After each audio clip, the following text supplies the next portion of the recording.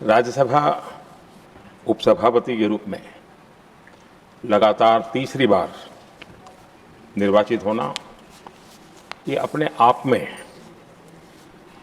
इस सदन का आपके प्रति जो गहरा विश्वास है और बीते हुए कालखंड में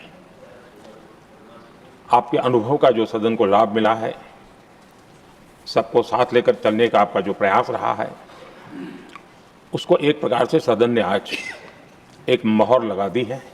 और ये अपने आप में ये एक अनुभव का सम्मान है, एक सहज कार्यशैली का सम्मान है और एक सहज कार्यशैली की स्वीकृति भी है। हमने सबने हरिवंश जी के नेतृत्व में सदन की शक्ति को और अधिक प्रभावी होते हुए भी देखा है।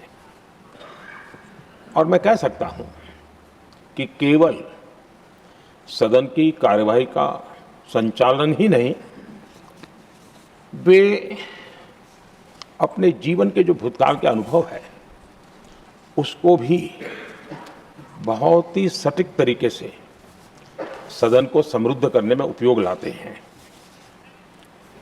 उनका ये अनुभव पूरी कार्यवाही को, संचालन को और सदन के माहौल को और अधिक परिपक्व बनाता है। मुझे विश्वास है उपसभापति जी का नया कार्यकाल उसी भावना, संतुलन और समर्पण के साथ आगे बढ़ेगा और हम सब के प्रयासों से सदन की गरिमा को नई ऊंचाई प्राप्त होगी।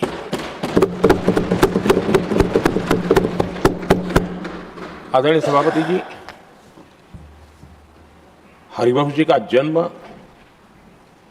जेपी के गांव में हुआ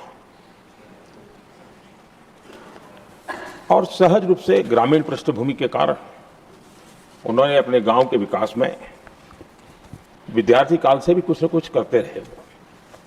उनकी शिक्षा दीक्षा काशी में हुई और इन सारे विषयों पर मुझे भूतकाल में बोलने का अवसर मिला तो मैं काफी कुछ कह चुका हूं, इसमें से उसको दोहराता नहीं हूं। एक बात का उल्लेख आज जरूर मैं करूंगा।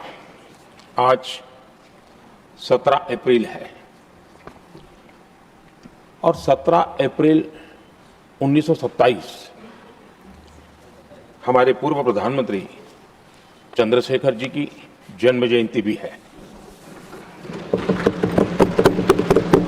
और विशेषता यह है कि आज 17 अप्रैल को आप जब तीसरी बार इस दायित्व को संभालने जा रहे हैं और वो भी चंद्रशेखर जी की जन्म जयंती पर, और चंद्रशेखर जी के साथ आपका जुड़ाव, उनके प्रति आपका लगाव और एक प्रकार से आप उनके सहयात्री रहे उनके पूरे कार्यकाल में, तो ये एक अपने आप में एक बहुत ही बड़ा सुयोग है।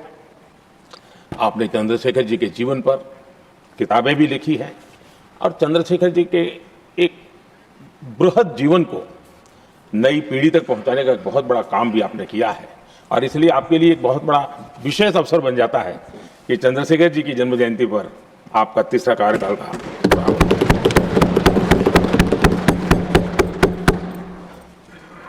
हरिवंश जी का सार्वजनिक जीवन केवल संसदीय कामों तक सीमित नहीं रहा है। पत्रकारिता के उच्च मानदंड आज भी आदर्श के रूप में रेखांकित किए जाते हैं। लंबा जीवन पत्रकारिता का रहा, लेकिन पत्रकारिता में भी उन्होंने उच्च मानदंड को हमेशा आधार माना।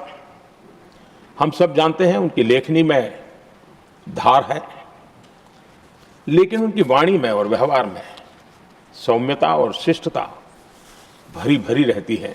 ये अपने आप में